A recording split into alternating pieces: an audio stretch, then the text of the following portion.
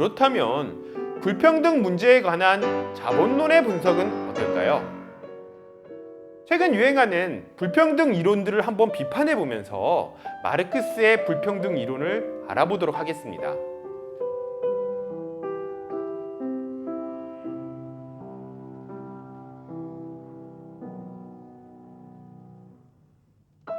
안녕하세요. 자본주의는 왜 멈추는가 한지원입니다. 21세기 한국의 가장 첨예한 이슈가 뭘까요? 딱 생각나실 것 같은데. 바로 경제적 불평등 문제입니다. 우리나라만이 아니라 세계적으로도 그렇죠.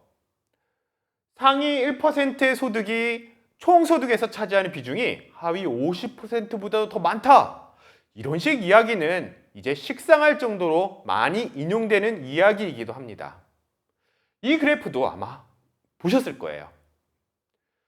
그런데 주류 경제학을 완고하게 지지하는 사람들은 불평등에 이러쿵저러쿵 토를 다는 이론들을 질투의 경제학이라고 비꼬기도 합니다. 미국에서 한때 유행했던 책이기도 한데 평등은 불공정하다 이런 식의 이야기들도 꽤 많이 나옵니다. 기회의 평등과 결과의 불평등이 자본주의 경제의 기본 원리라는 거죠. 주류 경제학의 균형 이론에서는 소득과 자산의 격차를 불평등이 아니라 시장이 만들어낸 자원의 최적화된 할당이라고 분석하기도 합니다. 자, 그렇다면 불평등 문제에 관한 자본론의 분석은 어떨까요? 최근 유행하는 불평등 이론들을 한번 비판해 보면서 마르크스의 불평등 이론을 알아보도록 하겠습니다. 그런데 이번 회에서는 다 하긴 어려울 것 같아요. 내용이 좀 방대하기도 하고, 그래서 이번 회에서는 최근 이론들을 좀 살펴보면서 그 이론들이 가지고 있는 한계, 결함들을 마르크스적 관점에서 한번 비판해 보려고 합니다. 마르크스 경제 이론에서 불평등을 어떻게 분석하는지에 대해서는 다음 시간에 한번 알아보도록 하겠습니다. 사실 마르크스 경제 이론의 코어이기도 하죠. 불평등에 관한 이론들은. 자, 불평등에 관련된 이론들은 여기 보시는 것처럼 최근에 유행하는 내지는 가장 잘 알려진 이론들은 꽤 많습니다. 한번 이것들을 오늘 싹 한번 살펴보도록 하겠습니다. 먼저 경제학에서 가장 널리 알려진 불평등 이론은 쿠즈네츠 곡선입니다. 쿠즈네츠 곡선은 영유자 이렇게 생긴 거죠. 모양으로 불평등이 처음에는 경제성장 탓에 증가하다가 나중에는 경제성장 덕에 감소한다는 이론입니다. 성장은 모든 배를 뜨게 하는 밀물이다. 이런 말로 요약할 수도 있겠는데요. 경제성장과 함께 불평등이 증가했다가 감소하는 이유는 공급, 수요의 변화와 관련이 있습니다. 성장 초기에는 농촌 지역에서 산업화된 도시로 인구가 몰려드니까 노동자 임금이 정체하고 싼 노동력을 이용하려는 자본의 이윤이 증가한다는 거예요. 새로 노동시장에 진입한 저숙련 노동자하고 기존의 고숙련 노동자도 경쟁을 하죠. 그러다 보니까 임금 격차도 증가를 합니다. 하지만 경제가 계속 성장을 하게 되면은 농촌 노동력은 고갈되겠죠. 노동력 부족으로 임금 상승 속도가 빨라집니다. 다른 조건이 불변이라면 이유는 감소하겠죠. 또한 대중교육으로 노동자의 교육 격차도 완화되면서 임금 격차도 같이 감소합니다. 실증적으로 봐도 선진국의 20세기 초중반은 딱 이런 영유자 그래프가 나타납니다. 우리나라에서도 1960년대, 80년대 이렇게 증가를 하다가 90년대 초중반부터 해서 87년 이후에 특히나 이렇게 감소하는 모습이 나타나기도 하죠. 그런데 이 쿠즈네츠 곡선만 보면 현재 불평등이 낮아야겠네요? 그런가요? 아니죠. 20세기 후반부터 나타난 불평등의 증가를 이 쿠즈네츠 곡선으로는 설명할 수가 없습니다. 이 문제를 해결한 것이 한국에서도 책이 번역됐었는데 블랑코 밀라노비치라는 사람입니다. 그는 국내의 불평등의 변화와 국제적인 불평등을 함께 분석했는데요. 특히 그가 국내 불평등의 변화를 쿠즈네츠의 파동으로 설명을 합니다. 그에 따르면 쿠즈네츠 곡선은 한 번으로 끝나는 게 아니에요. 반복해서 나타나는 파동이라는 겁니다. 20세기 후반부터 나타난 불평등의 확대는 쿠즈네츠 곡선이 새로운 시작, 즉 2차 쿠즈네츠 곡선의 시작이라는 얘기예요. 밀라노비치는 이런 불평등 파동이 나타나는 이유를 기술, 세계화, 정책의 상호작용으로 설명을 합니다. 쿠즈네츠 파동론에 따르면 현재는 새로운 파동이 나타난 시점이고 또 앞으로 1인당 소득, 경제 성장이 계속 증가하면 어떻게 된다는 거예요? 감소할 수도 있다는 겁니다. 자, 어떤가요? 그럴듯한가요? 사실 이 곡선보다도 밀라노비치 주장 중에 특히 주목할 만한, 특히 세계적으로 많이 유명한 그래프가 바로 이 그래프인데요. 코끼리 그래프로 불리는 겁니다. 코끼리 같이 생겼죠? 세계적 규모의 불평등에 관한 이야기입니다. 세계적으로는 아까 말씀드린 국민 경제의 불평등 파동이 겹쳐지면서 전혀 다른 모습이 나타날 수도 있다는 게 그 양반의 굉장히 독특한 주장이었는데요. 그게 코끼리와 비슷한 그래프로 나타난다는 겁니다.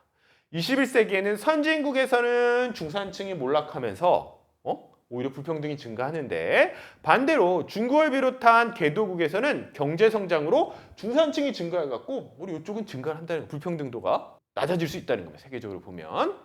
자, 이런 식으로 이렇게 나타나게 된다는 거죠. 또 다른 이론도 한번 살펴보도록 하겠습니다. 불평등 연구로 세계적인 스타 경제학자가 된 사람이죠. 토마 피케티입니다. 토마 피케티는 U자형 불평등 곡선을 주장을 합니다. 그에 따르면 경제적 불평등은 원래 큰 게 정상이에요. 20세기 초중반의 불평등 감소가 오히려 예외적이었다는 겁니다. 세계 대전으로 인한 자산의 파괴, 자본이 파괴된 거죠. 산업혁명 이후의 고도 성장, 이런 것 때문에 일시적으로 낮아졌다 불평등이, 이런 이야기를 합니다. 그가 불평등 지표로 주로 사용하는 상위 1%나 상위 10%의 소득 비중을 보면 실제로 선진국 대부분에서 불평등 곡선이 이런 U자형 곡선이 나왔다.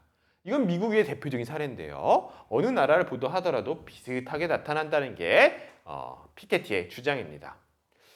피케티는 한국에서도 많이 유행했기 때문에 조금 자세히 한번 그 논리를 소개해 보도록 하겠습니다. 먼저 그는 자본을 재정의합니다. 이게 자본인데요. 우리 경제학에서 또는 우리 마르크스주의에서 통상 이야기하는 기계설비, 건물 같은 자본재가 아니라 부동산이나 천연자원, 심지어는 19세기의 미국 노예 같은 매매 가능한 모든 것을 그는 자본에 포함합니다. 왜 그러냐면 생산 측면이 아니라 분배와 거래 측면에서 자본을 규정하니까 그래요. 피케티에게 자본은 생산에 대해서 기여를 하는 무엇이 아니라 소득을 분배받을 수 있는 권리, 즉 소유권의 힘입니다. 자, 피케티는 이런 재정의를 한 다음에 자본 수익률을 매매 가능한 모든 어떤 소유권의 가격과 그 소유권 덕분에 얻는 소득의 비율로 규정합니다. 일종의 자산 수익률이라고 볼 수 있는 거죠. 자산 수익률이에요. 그런 자산 수익률로 보면은 이런 비슷한 그래프가 나온다는 거예요. 국민소득 대비 자본 비율로 이제 내기를 하는데요. 그 양반 같은 경우 이거 좀 뒤에서 한 번 더 말씀을 드릴 텐데 18세기부터 21세기에 이르기까지 자본 수익률은 3에서 6% 사이에 있다는 겁니다. 일정하다는 거예요. 약간의 변동은 있지만 자본 수익률이, 즉 이런 자산을 가지고 얻을 수 있는 수익률이 일정하다는 겁니다. 자, 이런 식으로 정의를 하게 되면 불평등 쟁점은 뭐가 될까요? 오히려 변수가 국민소득 증가율이에요. 국민소득 대비 자본 비율. 왜냐하면 자본 수익률이 일정한데 국민소득 증가율 변동이 크기 때문입니다. 피케티는 이런 논리를 통해서 자본의 소득 비중이 커지는 것이 자본주의의 일반 법칙이라고 주장합니다. 이게 일본 법칙이라는 거예요. 자본의 증가율은 역사적으로 일정합니다. 자본의 증가율이 아직 막 폭락하는 경우는 전쟁 같은 경우 빼고는 아까 말해서 없어. 어느 정도 자본은 증가해. 쭉 이렇게 일정하게 증가하는데 국민소득 증가율은 어느 순간 하락하죠. 선진국으로 가면 갈수록 당연히 국민소득 증가율은 하락합니다. 더군다나 장기 저성장 시대 이런 거에 오면은 더 성장 하락하게 되죠. 그의 추계에 따르면 나라마다 차이가 있기는 하지만 자본의 크기는 국민소득보다 19세기 말에는 7배 정도 컸다고 합니다. 아까 봤던 이거죠. 7배 정도 컸다라고 해요. 피케티는 이 비율을 베타 또는 자본소득 비율이라고 부르기도 하는데요. 고도 성장기인 20세기 초중반엔 2~3배 정도로 하락했다가 이후에 또 다시 한 6배 정도로 커진다는 겁니다. 만약 세계 경제가 저성장을 지속한다면 이 비율이 계속 증가할 거다. 그리고 이게 증가하는 만큼 자본 수익률은 일정하니까 자본 비율은 커지고 자본 수익률은 일정하고 국민 소득은 낮아지니까 국민 소득에서 자본이 가져가는 몫은 커지지 않겠냐? 예, 이게 피케티 주장의 요지입니다. 자, 이외에도 또 한 명, 또 21세기에 가장 주목받는 주류 경제학자 중 한 명으로 평가받죠. 데런 아제모글루는 기술 변화가 노동시장에 미치는 영향으로 불평등을 설명합니다. 경제학적 전통에 굉장히 충실한 설명인데요. 주류 경제학은 자본, 노동, 토지와 같은 생산 요소에 대한 수요 공급이 소득 분배를 결정한다고 이야기하죠. 공급이 일정하다면 생산 요소에 대한 수요는 어떻게 변하죠? 예, 그 요소의 생산성에 따라 변할 겁니다. 소득 분배의 불평등은 그래서 생산 요소에 대한 수요 변화 또는 기술 변화가 초래하는 생산 요소의 생산성 변화 때문에 발생한다는 거예요. 자본이 더 많은 몫을 차지하는 건 왜일까요, 그러면? 예, 자본에 대한 수요가 늘기 때문이겠죠. 기술 변화로 자본에 대한 수요가 노동보다 증가하기 때문에 자본이 더 많은 몫을 차지한다는 겁니다. 또한 숙련, 비숙련 노동자 사이의 임금 격차가 커지는 것도 기술 변화로 비숙련 노동자에 대한 수요가 감소했기 때문이라는 거예요. 자, 이게 아제모글루가 보여준 그래프 중에 하나인데요. 즉, 고임금 내지는 대졸자, 대졸자에 대한 공급이나 대졸자 임금이 훨씬 더 늘어난다는 얘기입니다. 그의 분석에 따르면 최근의 컴퓨터와 자동화 기술 같은 경우도 특히 어떤 영향을 미치냐면 중간 숙련, 중간 임금 일자리를 많이 감소시킨다라고 이제 그런 분석을 하는데요. 왜냐면 최근에 자동화 기술이라는 게 특히 완전 고숙련보다는 중간 정도의 숙련을 가진 노동자들의 대체하는 데 아주 최적화되어 있다는 거예요. 예를 들면 우리가 돌봄 노동자를 자동화시키진 못하지만 회계를 하는 노동자들은 자동화시킬 수 있다는 거예요. 컴퓨터 기술로. 예, 실제 그런 거 같죠? 임금 부포에서 이러다 보니까 중간 정도의 임금을 받는 노동자들이 사라지니까 저임금과 고임금만 받는 노동자들을 양극화된다. 이게 현재 불평등의 핵심이라고 아제모글루는 얘기를 합니다. 일자리 전부가 인공지능 로봇으로 대체되는 SF 영화 같은 상황은 발생하지 않겠지만 좀 더 넓은 범위의 중간 숙련, 즉 중간이 계속 떨어진다는 거예요. 중간이 사라진다는 겁니다.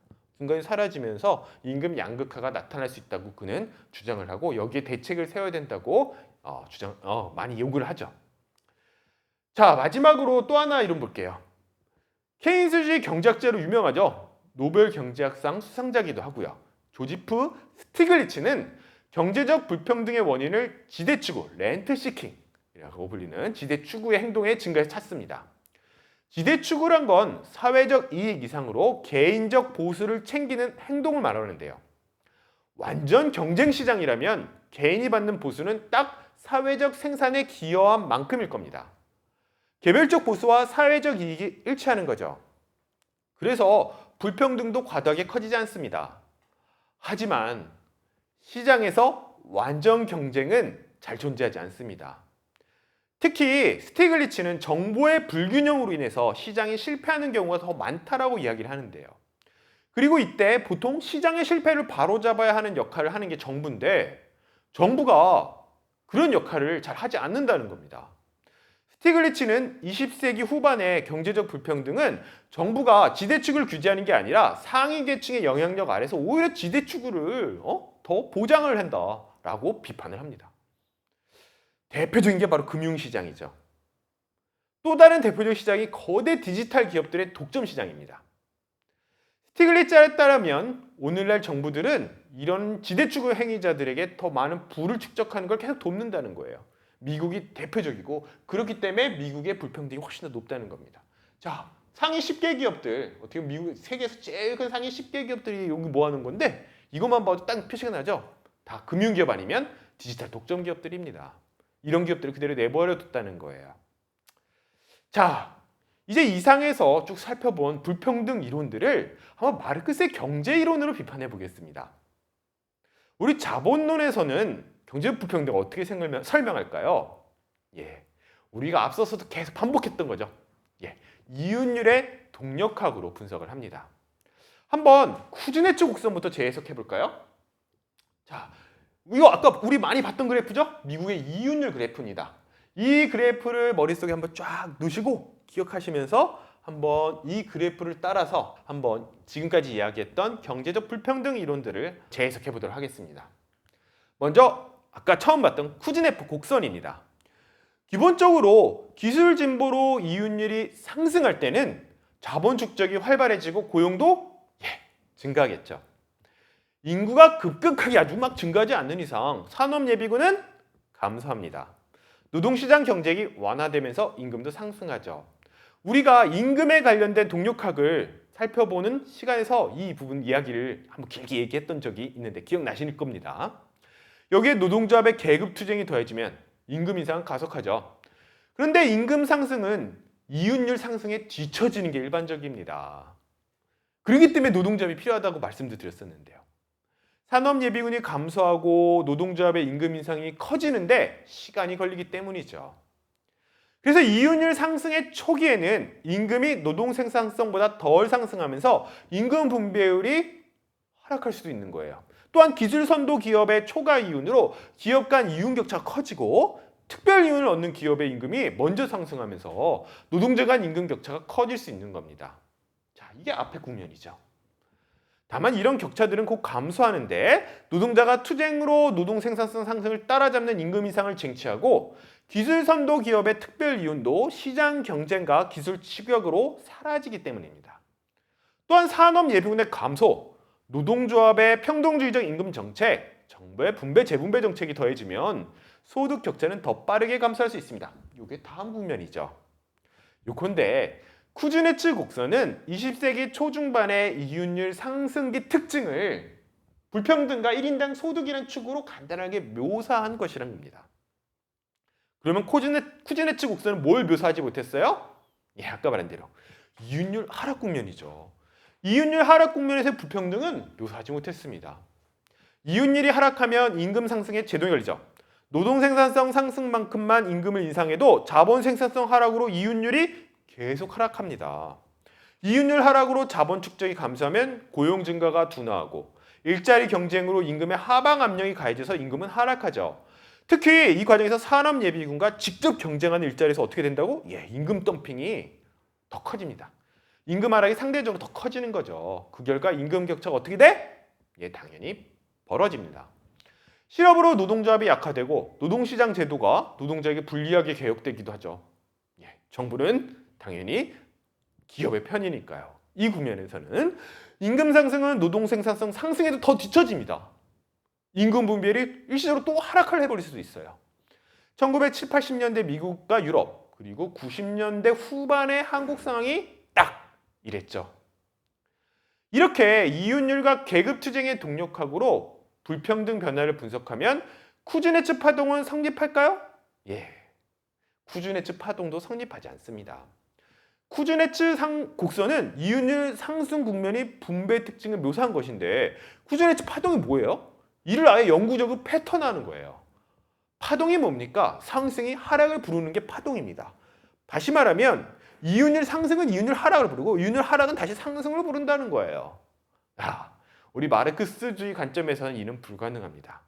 이전 강의에서 쭉 살펴본 것처럼 이윤율은 파동이 아닙니다. 하락하는 경향이 있죠. 이런 식의 어떻게 보면 오해를 하는 것은 분배만 보고 있지 이윤율의 변화를 보지 못하기 때문입니다. 이윤율의 변화를 봐야 사실은 이것들이 어떤 식으로 변하는지를 더 제대로 볼 수 있는데요. 자, 그 다음에 한번 피케티 이론 볼게요.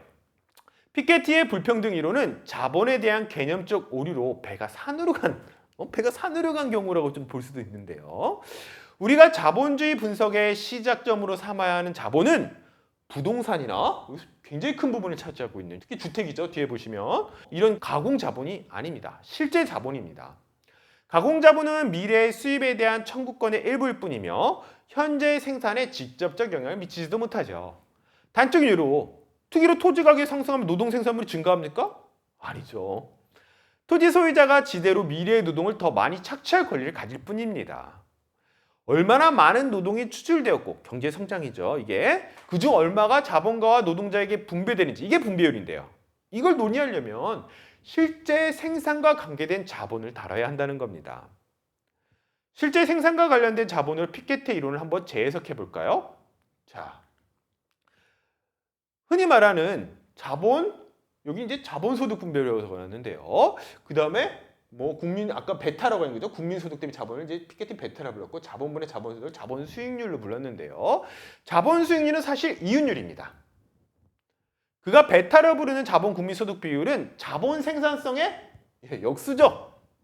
즉 자본소득 분배율이 자본수익률과 베타의 곱으로 이루어진다는 그의 법칙은 이윤율이 이윤 분배율과 자본 생산성의 곱으로 이루어진다는 이윤율의 법칙을 축축축 좀 바꾼 다음에 독립변수와 종속변수를 뒤집어 버린 거예요. 이해되시죠? 요 보시면.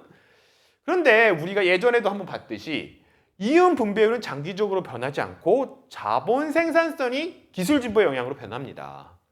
이윤율은 자본 생산성의 변화로 결정되는 거죠. 반면 피케티는 이윤율이 고정되어 있고 자본 생산성의 변화로 이윤 분배율이 변한다고 간주하는 거예요. 그런데 이런 주장은 그가 계산하는 자본이 실제 자본보다 몇 배 큰 가공 자본을 포함했기 때문에 사실은 그런 것처럼 보이는 겁니다.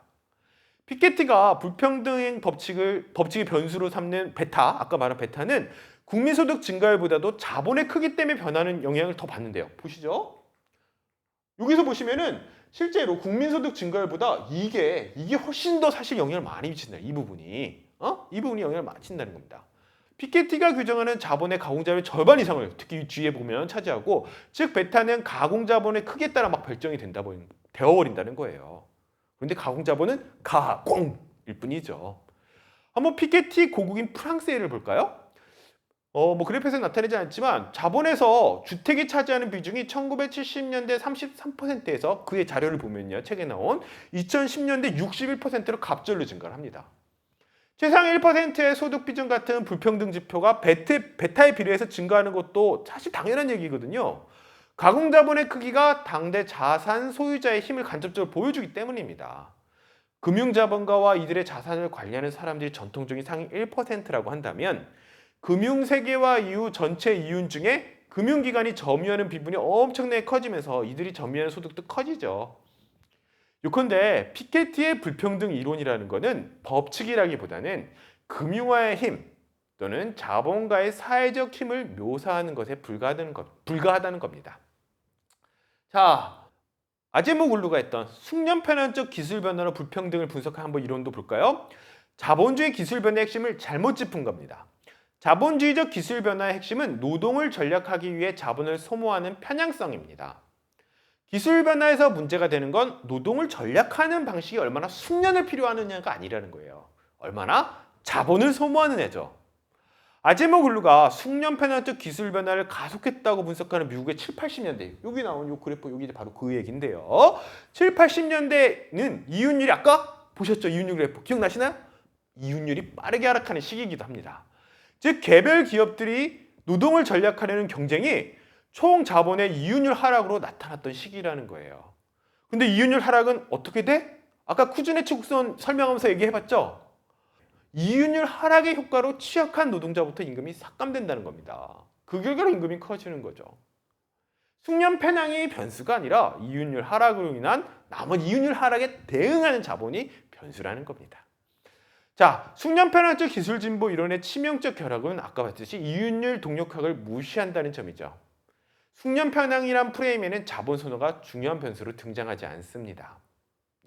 그거를 이윤율을 봐야만 오히려 이윤율 하락에 대응하는 다양한 어떤 변화들을 볼 수 있는데요. 자, 지대축으로 한번 볼까요? 지대축으로 불평등이 증가했다는 주장은 너무 당연한 얘기예요. 문제는 지대축으로 불평등이 증가한 게 문제가 아니라 지대축의 행등이 증가하는 이유입니다. 우리는 9강에서 그 이유를 살펴봤습니다. 마르크스의 이야기를 직접 가지고 한번 얘기를 해봤죠. 지대는 자본가의 궁극적 지향입니다. 자본가는 자본을 규제하는 사회적 힘이 약화됐을 때, 특히 이윤율이 하락하면서 이윤을 얻기 위해 필사적으로 노력할 때 지대추구에 더욱 몰입합니다. 스티글리츠는 이를 그냥 자본 규제 약화에서만 찾는데요. 물론 이는 틀린 이야기는 아니죠. 하지만 결과죠. 하나만한 이야기입니다. 이윤율 하락이란 조건을 봐야만 지대추구가 왜 그런 식으로 증가하는지를 오히려 더 정확하게 알 수 있다는 겁니다. 자, 오늘 이야기는 여기까지인데요. 다양한 불평등 이론들을 살펴봤습니다. 마르크스 경제 이론은 지금까지 이야기한 이론들과 실제 공유하는 지점도 있고요. 또한 아까 비판을 했듯이 경제학 이론들이 가지고 있는 결함과 공백을 해결하는 부분도 있습니다. 마르크스가 과연 그렇다면 경제적 불평등을 어떤 식으로 분석했고 또 그것의 결과를 어떻게 전망했는지에 대해서는 다음 회에서 이야기할 계획입니다. 다음에도 기다려 주십시오. 감사합니다.